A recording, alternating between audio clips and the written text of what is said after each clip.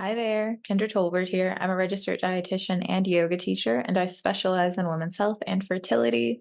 And today's video is an interview with Natalie Masson. Natalie is a psychologist who specializes in the mind-body connection, and she talks a great deal about and supports people with mindfulness to optimize their fertility. So if you are at all curious about how mindfulness, somatics, those sorts of things might be able to support you on your fertility journey, you'll definitely want to watch this interview. She also very graciously shares her experience with what it was like to conceive in her early and mid 40s. So if you're looking for inspiration, just hearing other people's stories about what it's like to conceive later in life, you'll definitely enjoy this interview. So let's get right into it. Hi, Natalie. Thank you so much for joining me today. I'm so excited for everyone to have a chance to meet you, although I think they might be familiar with you if they hang out in the fertility space on YouTube. But anyhow, go ahead, let us know who you are and what you do. Yeah, it's so great to be here with you, Kendra. I think that we have a lot in common in our styles, so we may have some crossover in audience. I hope so. I'm excited to introduce our audiences to each other because I do feel that somehow, whatever pathways we've come, we've touched on a lot of similar influences because I feel that in your meditations and your yoga teachings. So, my background is I'm a clinical psychologist. I have a PhD in psychology, which means that I'm not a medical doctor. I'm trained in talk therapy, and I've had a private practice for over 20 years. And I've naturally gravitated toward um, two areas that really influence my work. One is the mindfulness practices, which is about being present, sitting with acceptance, and life as it is, not always sunshine and butterflies, but that is something that we can embrace. And the other part is being very body focused, so somatic psychology and listening to the body and letting the body be part of the whole story of our person, of what influences our well-being. So connecting all the different parts of ourselves together. So those things are all woven into my work as a psychotherapist. And I gravitated toward supporting women on their fertility journey after I had my own struggles with conceiving our second child. And it gave me tremendous personal insight to just how fraught this journey could be and the unique kind of stress that this can bring about. And it really tied into all of the mind body teachings I had been offering to others. And I realized how necessary they were for me at that time and how useful they would be to others who were following me on this path. So that's how I got started with my Fertility from the Soul YouTube channel. So I wanted to share the meditations I'd created for myself and see if others would like them and if they would be helpful. It was just a way to share with people who might have a similar need. And it kind of blossomed into a whole online coaching thing that I do now. So Mm.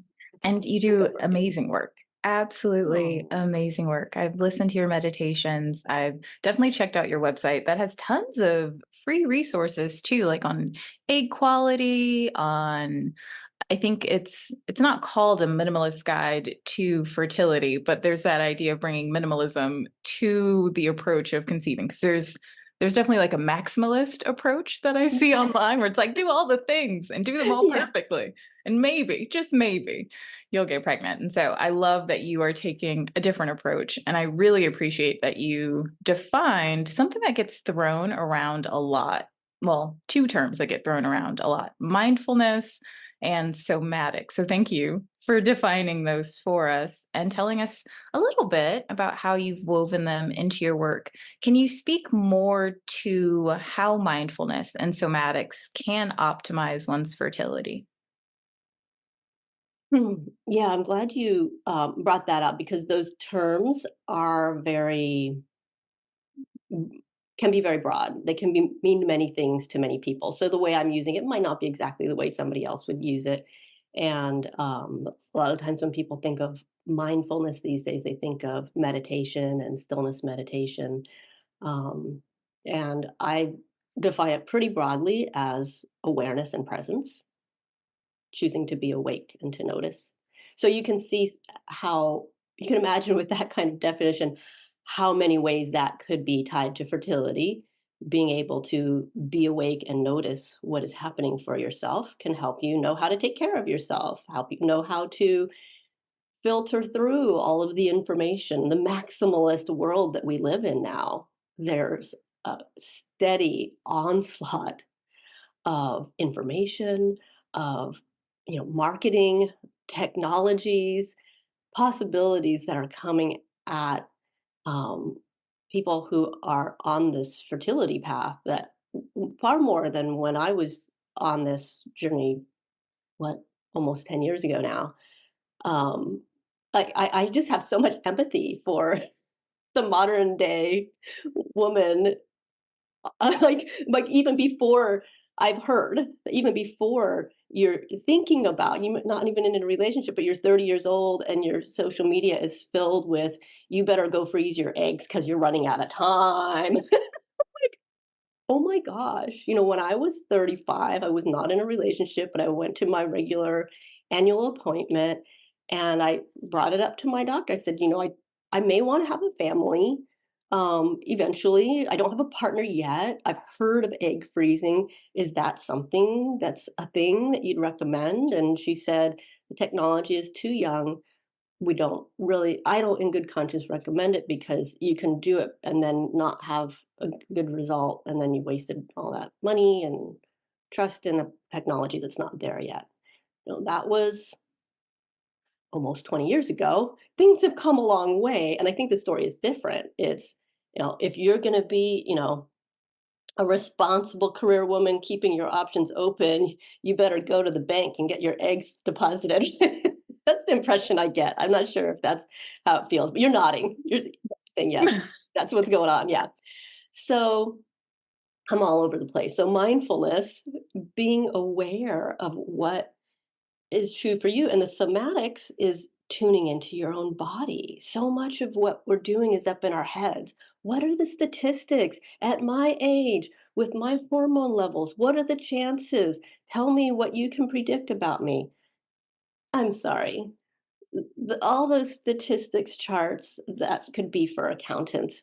It's not for your body and your truth of your future. This is population wide, not even the whole population, whatever population they happen to sample for those research studies. And those people aren't necessarily taking care of themselves. Those people are like, they may not be anything like you. And then you're supposed to be making these decisions about pretty dramatic commitments about whether you're going to freeze your eggs, whether you're going to even try to use your eggs, should you go straight to egg donor because you're age such and such, all these things that are based on not even your head, someone else's head, somebody else's data. And what is your body saying? Are you listening at all to how to take care of yourself? And even when we do think about the body, a lot of it is based on somebody else's plan, someone's nutrition plan, someone's yoga plan, someone's prescription for what we're supposed to do, when there's so much information right here. And I know this is what you teach too, Kendra. This is why I love your channel. Like, you're like, let's listen. What do we really need, right? Isn't that like, I get that Exactly. sense from Yeah. you. Oh, I am such a proponent of people tapping into their own wisdom and not in lieu of working with a provider or, accessing assisted reproductive technology, but along with, if they decide that's the path that they'd like to go down, because your body also has wisdom about when is the right time, who's the right provider, do I feel good in this clinic? And so I think sometimes there is this sense that if someone does decide to go down the path of assisted reproductive technology, almost that they have to give over their autonomy or their body or the decision making. And really, no matter which route you're going down, it doesn't hurt to tap into your body and to listen to what it's telling you about a situation because as you said, all of that information is based on someone else's experience, a Mhm, group of people's experience who may have lived in a different part of the country, may have had different exposures than you, may be living a totally different life than you, genetically different from you. The research probably is like 20 years old. mhm, Things have changed. All sorts of things are right, influencing what we see in those stats. And those stats aren't necessarily reflective of what is going on with you. And as you mhm, so wonderfully said, they're not telling you what your body can tell you. And so I love that you tapped into that and tapped onto that. And there was something that you said about your own experience and how long ago it was, which I'm like, ooh, tell me more. Because I feel like we need more stories about people who tried to conceive later. I mean, later, right? Because mhm, it's mhm. It's all relative, relative, yeah. right? But later in life. So can we go there? Yeah, sure. Awesome. So I guess we can go where I left off with I was in my OBGYN's office when I was about 35 or 36 going, I don't know what's in the future, but I did meet the man who is not my husband when I was 37. We got married when I was 38. And we didn't know yet if we wanted to have a family, but I said, you know, age matters, so we should decide this probably by the time I'm 40. We should decide if we're going to try to conceive. So, I tried to play it cool and not be like, well. And so I turned 40. That was 2 years later. I'm like, okay, so I'm 40 now. What are your thoughts? He said, well, I haven't thought about it yet. I was like, okay, it's time. Think about it. So it was when I was 41 that I was like, okay, decision needs to happen. And he said, okay, let's do this. And 2 cycles later, I was pregnant. And that child is 12 years old now, 12 and a half. So that was like, I didn't learn anything about fertility. I just learned how to use, I didn't use ovulation trackers yet. I was like, I think it's supposed to be in the middle of the cycle. And yeah, I used pregnancy tests twice and then I got a positive. I look back, I'm like, wow, I was so naive and I was so lucky. So I was extremely blessed to have that kind of pure experience of no stress, just wonder and curiosity. Oh, I wonder if this will work with us. Oh, look at that. Like, very, very fortunate. But, I have to rewind a little bit to say, when I look back, the mind body piece, I was taking really good care of myself. In fact, at the time, I owned a yoga studio, which was an accidental thing that happened. I was teaching relaxation classes at the studio across from my office, and the owner said, I'm going to close the studio. I'm moving on. Got married. I'm moving on. And I was like, I really like this studio. And so I became the owner in 2008, right before the recession. So that was the whole adventure. But I learned a lot of yoga. I made friends with a whole bunch of yoga teachers in the community, and it was wonderful, but it was also very stressful because I was running 2 businesses and I had 0 time. And I said, if we're going to start a family, I can't do this. So I passed the yoga studio on to the next person who had a vision of doing what I've been doing. And I really cleared space.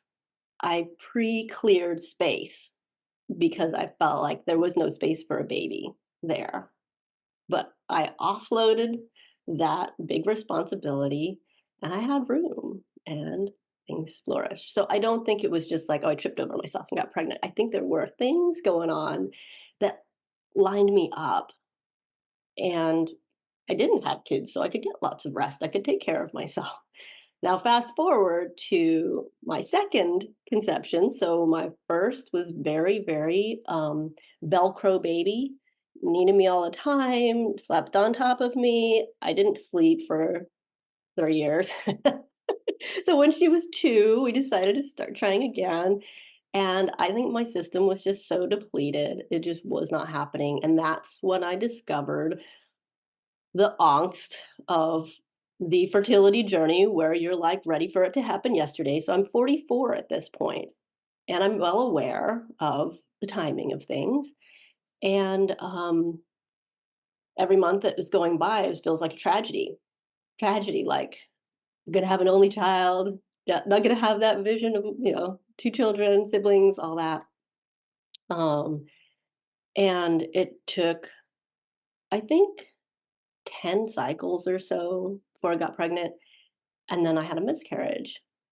And that kicked up the Angstville, like this roller coaster of this is so horrible. I could never go through this again. We're done. This terrible, to very quickly, I see this happen with others. I'm going to make this right by making this right. We're going to go again and we're going to make this happen. Mind over matter. I'm turning on all the positive thinking. I'm going for this. 2 cycles later, I got pregnant again. 2 months later, I was having a miscarriage. So 2 rounds of that, and I was, mind devastated, body depleted. I've gone through first trimester twice now, back to back. First trimester is depleting as it is. Losses are depleting as they are, and I had two of them next to each other. So at that point, I said, my body says, time out.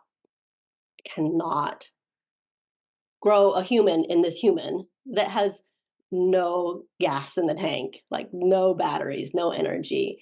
And I was learning about egg quality because both my miscarriages I was able to test, and both had genetic abnormalities. So it was very clear I could get pregnant, but largely related to age, my egg quality was suffering. And typically at that time anyway, the belief was you can't do anything about that. And I, of course, said, well, let me see what I can do about that.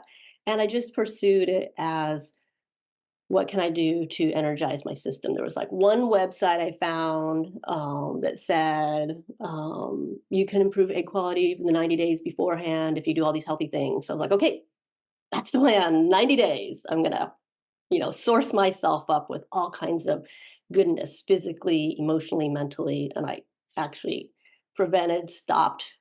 I did not want to get pregnant for 3 months because I knew I was like I believed that I wasn't in a space, which is pretty radical at age 45. I was turning 46 at the end of that 3 months.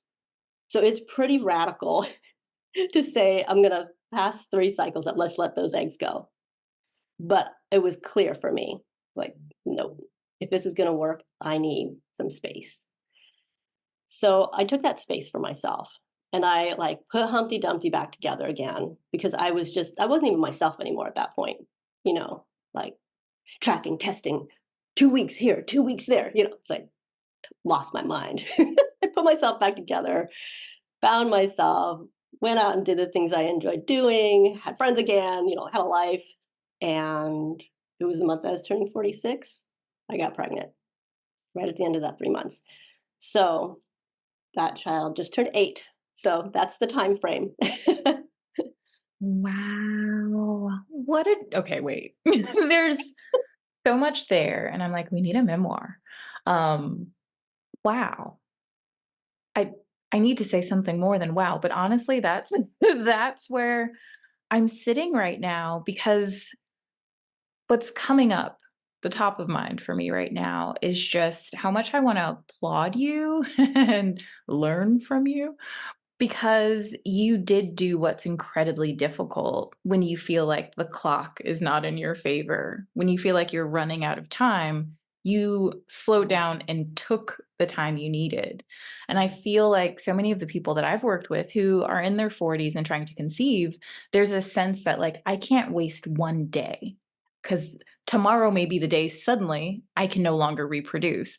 And there is this like frantic, I must beat the clock and I don't Yes. know how much time I have. So I have to take every moment and like make it happen now because tomorrow is not promised. Yep. How did you get to a place where you could actually slow down? I I think really it was because after that second miscarriage, I was just so, so depleted. I really, my inner belief said, there's no way to have a better outcome starting from way down here. I was even lower than the last 2 times I had gotten pregnant. I'm like, what am I gonna expect to go again? So it kind of felt like a choiceless choice for me because I was so aware of how defeated and depleted I was. And really, even just mentally, I couldn't fathom starting another first trimester right away.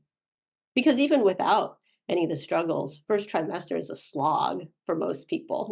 I had it easy. I never had morning sickness, but just the fatigue and the spaciness and stuff like that. It's like, I can't, I can't do this again so soon. I've got to replenish myself. So I think it's very hard for a lot of people to make that decision because of that pressure, that conflict that Mhm. you described. Um, and when I started guiding others, I created what I called the 90-day egg nurturing program. And my strong suggestion was to give yourself that gift of space from the rat race so that you could. It's very hard when you're every 2 weeks you're testing for ovulation, then you're 2 weeks later you're testing for pregnancy. That whole cycle, it's very hard to find your ease while you're in there. If you can take a step back and put yourself, find your tools and get grounded and then get back into it, that gives you a little bit more of a buffer, a little better learning space. Um, but I realize, especially now that I've been offering that program for what, 5, 6 years now, most people are not feeling that confidence and trust to step away. So I've also seen people be able to continue the trying to conceive cycle and find their grounding, um, using the tools that I've put together, various kinds of mindfulness meditation and somatic exercises to help, bring in. A lot of it is like acceptance based work to stop striving and to come to that radical acceptance of it's okay to be where I am. It's okay for my future to look different ways. I think that's like a big radical acceptance piece. But when we can come to that place, then we're not so gripped on to, I have to have this outcome or I will expire. It's less intense and heavy. It's like, this is really what I'm hoping for, but I will also thrive today and tomorrow on along many paths. And that to me is the key to shifting out of the scratch and claw urgency space. Yeah. What sort of results have you seen as a result of people choosing a path that maybe feels a little more gentle is the word that's coming up, but maybe there's a better word for that. But what have you seen? Yeah, I've definitely, I don't um, systematically collect data from my members, my participants, just because that would be a whole nother branch of work to do. And I'm just focused on trying to help everybody get to where they want to go. Um, but I see, definitely, we see plenty of pregnancies happening in to the mid 40s. And, and of course, that's what we're all rooting for, and that's what we're super excited about. I've seen people get better results from their egg retrievals. And you never know, it's anecdotal. Was it just a coincidence or is it because of what they were doing? But they had poor egg retrieval results, and then they did their inner work, and then they had a good egg retrieval and they went on to get pregnant, or they got pregnant naturally. So I've definitely seen that. But the one that excites me the most, because I think it's the hardest to, it's the most challenging to arrive at, is when someone feels whole and wonderful before they've gotten there. And whenever I see that, because people leave comments after their meditations and in the forum and stuff, whenever I see someone coming to that place of thriving while they're still on the path, I just feel like, yes, we did it. Now the world is yours. Now you can be you can be fulfilled, you can have a beautiful life even though we can't control this particular thing.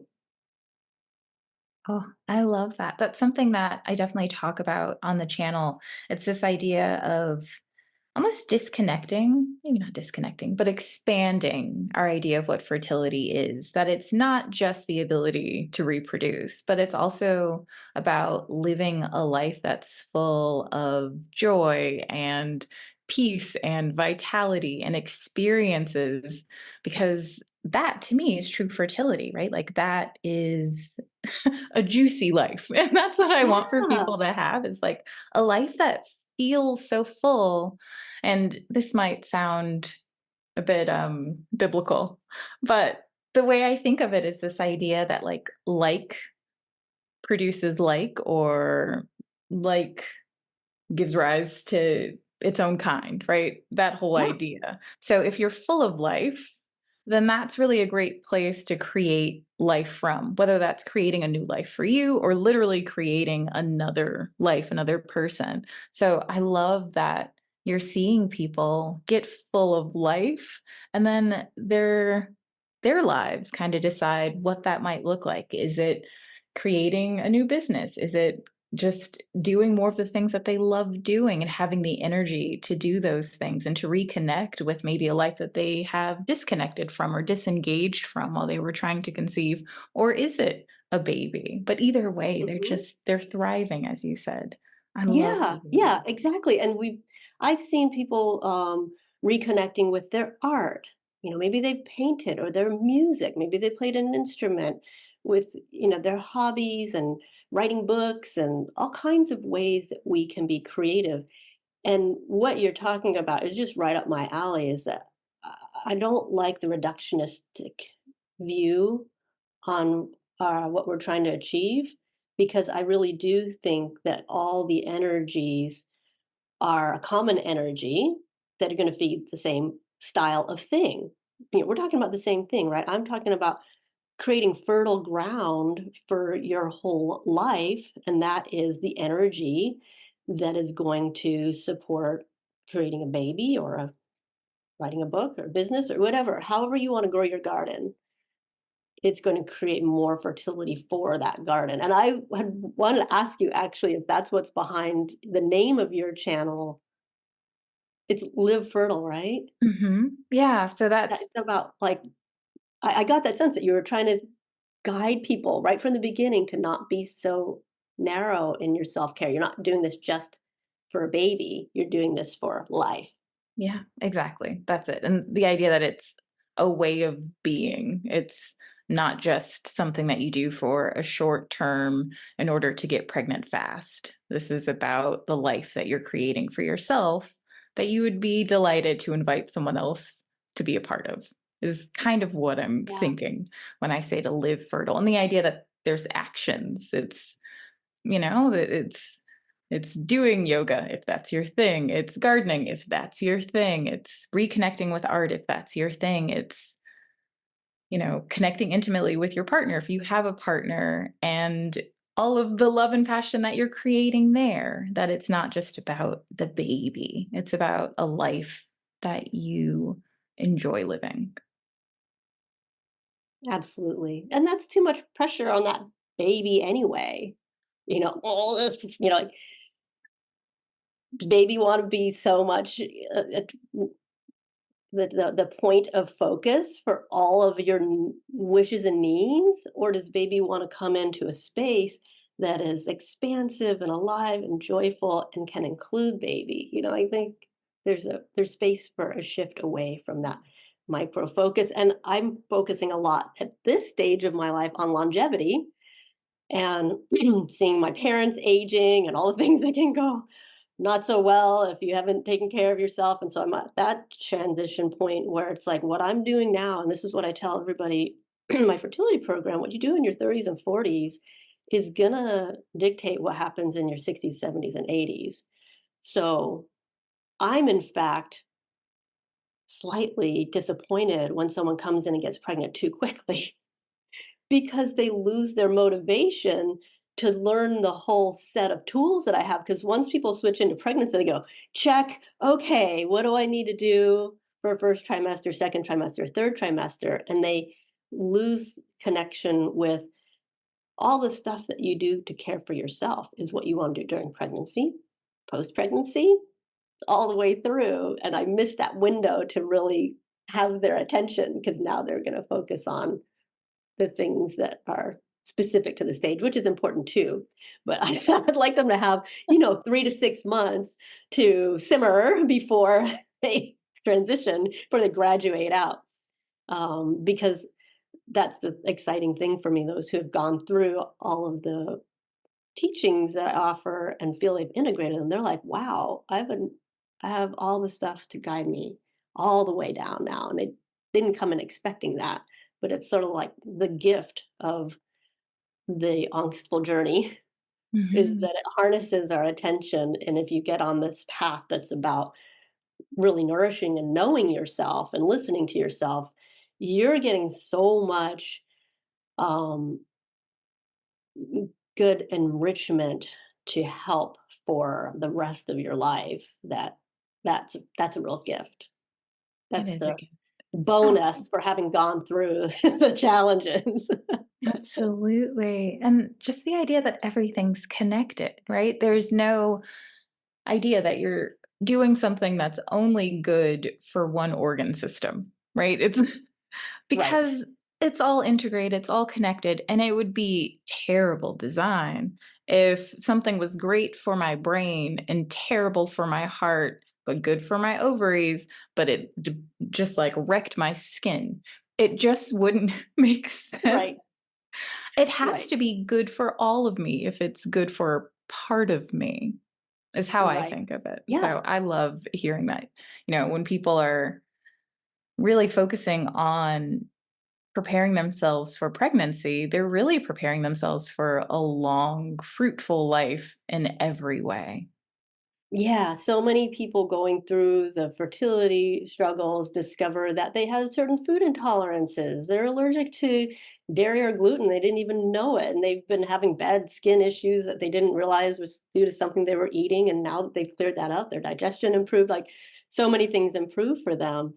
And yeah, everything is connected. So whatever you're doing for your fertility is going to help everything else. And I really discovered that it became very clear to me because early in my psychology career, I worked with cardiac rehab in a lifestyle change program where they worked on nutrition, exercise, stress reduction, and emotional support, and then group support sessions, which I was in charge of that piece. And everything that they taught for healthy living is the same thing that we're teaching for fertility. And then my mother developed type 2 diabetes and dementia, and everything to prevent diabetes and to prevent dementia is the same stuff that we're talking about. It's all part of the wellness train. Absolutely. Yeah, I love that earlier you called it a gift that you gave yourself. And so it really has been the gift that keeps on giving. Mhm. Yeah. Wonderful. Thank you so much for everything that you've shared so far. I'm wondering if I could hear just a little bit about what your pregnancies were like. Oh, sure. Um, Uncomplicated. And I really like to, I'm glad you asked because I don't share much. People kind of got stunned by the first part of the story or go on to the next part because there's no drama there. Also, there's like nothing to say except I had no complications, which in the world we live in is like news actually, because if you're listening to what people are saying, you expect that you're going to be hobbling around and broken down and taped together with chicken wire as you're going through these stages of pregnancy. And like, oh, all the risks, all the things that could happen, none of them happened. And I had a I had a doctor for my first pregnancy when I was 42 who was pretty sure something was going to happen, and 36 weeks, he was sending me for testing every 2 days. Okay, go for more monitoring. Carry this jug around and pee in it for 24 hours because you might have protein in your urine. Go for more monitoring. You might have this, you might have. I was like, I think I'm okay, but I did all the tests. And after a while, and he started pushing me to induce because of my age and because I wasn't even at 40 weeks. I was at 37 weeks. And he's just like, well, when you're older, there's chances things not going well. You should, if you're tired of being pregnant, we can schedule this. I was like, no, I'm good. I'm good. But then he kept turning up the heat on all the risks that I was taking. And I actually switched doctors at 38 weeks because I was like, this is stealing my joy. I just want to enjoy the rest of my pregnancy. And I had another doctor who was looking at the same data and said, "You're fine. You're fine." And so I was fine. My next pregnancy, I was 46, and again, no complications. I didn't have morning sickness at all. That's just luck of the draw, I think. Um, and I did have very achy hips. The third trimester of my first pregnancy and somewhat in my second pregnancy as well. Um, So I was going for, I think I was doing massage and some acupuncture and some physical therapy when I was having the hip issues. Um, but at one point in my second pregnancy, my second successful pregnancy, they thought that the first glucose test where they're checking for gestational diabetes came up a little bit on the maybe you should do the next test thing side. And I didn't want to do a fasting test because I'm horrible with fasting. And I asked my doctor, I said, can I just act as if I have gestational diabetes and prick my finger a few times a day and see if things are good? And I learned about a diabetes diet, and it was actually how you want to eat anyway. So it's like, okay. And so I pricked my finger so I could see. It was very interesting. I learned so much by watching my glucose levels. And he said, yeah, that's fine. I don't think you have gestational diabetes anyway. But yeah, if you want to just monitor yourself, that's fine. So yeah, no complications. My birth experiences were uncomplicated for the most part as well. My first one was a little bit not so good luck of the draw with the nurse who was on shift. We didn't get along so well. That was kind of traumatic, to be honest. I thought that you were supposed to be in really loving hands, and people were there to help you, and there was a little bit of a conflict there. So that part was distressing, but there were no birth complications. And for my second one, yeah, medication free natural childbirth, and it was very easy recovery. So it doesn't, we don't have, I always try to tell people, we don't have total control over the birth experience like everything in life, and to not get too attached to things being a certain way, because that can lead to its own kind of trauma Mhm. when it doesn't go quite as you had hoped or planned. So hold those visions lightly, educate yourself, but hold the visions lightly and see where the road takes you. But also don't assume it's going to be awful. It's definitely intense, like on a level of nothing else I've ever experienced, but uh, no problems. There's no age related problems. In Yeah. fact, with my second birth, the nurses were kind of like they come and like do a double take on my date of birth. Wait, what? This is 46. I don't see that super often. Oh, wow. Oh, I'm happy that we had a chance to hear that things were unremarkable and uncomplicated for you. It's something that I want to talk about more on the channel, but of course, be responsible in how I'm talking about it because, yes, there are age related risks with conceiving and being pregnant, labor and delivery later in life. But it's increased risk. It's not necessarily moving you over into what I would consider high risk, right? So, Mhm. like maybe compared to a 25-year-old, the risk is higher for an older age group. But that doesn't mean that suddenly it's even 50% of women in that age group will experience something, or 75%, Right. 100%. And I feel like sometimes when people hear higher risk, they think, oh my God, it's absolutely going to happen to me. And I think Right, and I we need think to talk or they about think it's a high risk. Higher does not mean high, and there's a statistic that I will come back to a lot, and I think it's so important to actually go back to the original studies that they're drawing from and say, what are the actual values that were found? So, very common recommendation that we hear, and it's more and more common, is over 40 there's a greater risk of stillbirth if you go over 40 weeks of gestation. So if you haven't delivered by your estimated due date, you're raising the chance of having a stillborn. Well, who wants to do that? That sounds horrible. And it gets worse because they'll say your risk of stillbirth doubles. Doubles? That's huge. Well, I went and looked at the studies that were being referenced at the time, and it was, like you said, an old study on a certain population. It just keeps getting retold and retold. It's not like they've done a whole bunch of those studies. And it went from 1 in 1,000 to 2 in 1,000. That was the doubling from 1 in 1,000 to 2 in 1,000. And this is the statistic that gets cited over and over again. Your risk is doubling, that you're going to kill your baby by waiting longer. Well, of course, sign me up for induction. Get that baby out. Right? oh my I didn't goodness. come this far to like hang out a couple extra days and lose my baby. It doesn't take much convincing when you use terms like increased and doubling to Mhm. make you feel like I must be a ticking time bomb. And it's not quite like that. No, there may be an increased risk, but I also veer toward testing. So, how much is the risk increased if I'm also going in for monitoring?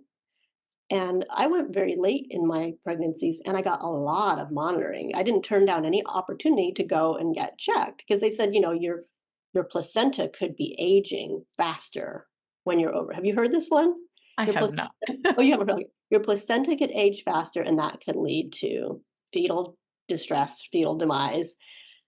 And so my next question was, well, is there a way to check my placenta? Oh, yes, there is. They can look at ultrasound and give you a grading of how much they see a certain thing. So when I went in for one of my monitoring things where they did the advanced ultrasound, I said, and I was 41 weeks. I said, how does my placenta look? Can you tell me what it is? She says, oh, it's a very high grade. It looks perfect. There's no problems with it. So I was like, okay, I don't think I should worry about my placenta aging out here. And in fact, I had a doula for my birth. I went to almost 41 and a half weeks. I was 41 and 4 days. And I just want to go on the record as saying I'm not encouraging people to push the envelope because I don't want you to say, I heard someone on YouTube say that it's therefore I'm going to do this too. You choose your own risks. But for me, I trusted my body and I was getting lots of monitoring to watch the risks. And I had a doula who looked at the placenta that comes out. That's the next part after the baby, the afterbirth. And she's like, can I take this placenta to show my students? Because it's a great example of a healthy placenta. I was like, Oh. sure, go ahead. I don't need that. Take my placenta. Oh my gosh, I love that. Oh, you just shared so many good things. Get the monitoring, if you Yeah. can. So Get yes, yourself a I doula. get the monitoring. And everybody's different, right? Some people are saying I'm going to have midwives and do a home birth. For me, that was like, no, I want to be in a medical setting where if something were to go wrong, they're ready right away. And somebody else in my program is 41 and they suggested that she induced no, she's 39. And they suggested that she induce due to age risks. She has had no problems in her pregnancy. They said you should induce a week early. And she weighed the options and she said, absolutely, I want to do that because I will be so anxious if I do something counter to what the doctors recommended. I am absolutely going to do that. Now, another doctor would have said, no, there's no reason to induce. You're fine. But because her doctor said that, she wanted to do that.